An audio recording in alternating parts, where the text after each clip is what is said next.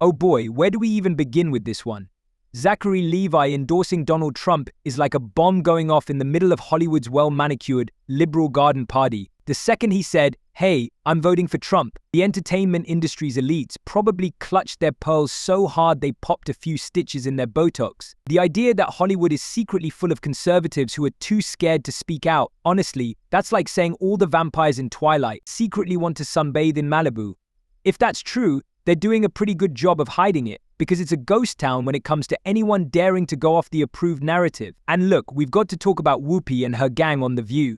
These ladies act like they've been handed the keys to the moral high ground, and they treat it like a fortress. Whenever someone challenges their worldview, they go into full panic mode. Remember, this is the same show where Whoopi thought Dr. Jill Biden, who's a teacher, was qualified to be the Surgeon General. Let that sink in for a moment.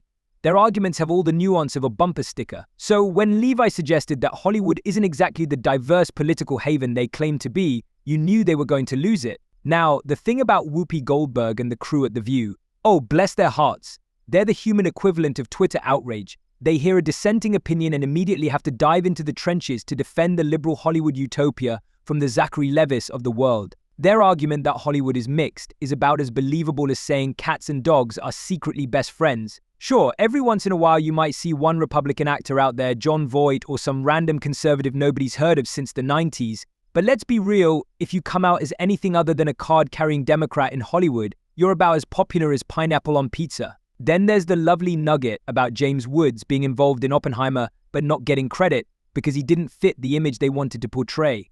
If true, it's hilarious because it just shows how far Hollywood would go to keep up appearances. Oh, sorry, James, we can't have your name in the credits because, our audience might spontaneously combust if they knew a conservative had any involvement in a blockbuster. Come on now, it's a movie about atomic bomb. People should be able to handle a little ideological diversity. Levi talking about how the industry is going to be gonzo soon?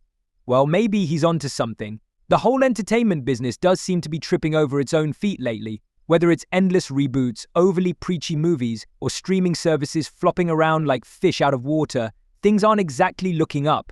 And the irony, the very people who complain the loudest about the end of Hollywood are the same ones doubling down on the same nonsense that's driving audiences away. If you keep churning out films that feel more like propaganda than entertainment, don't act surprised when people stop watching.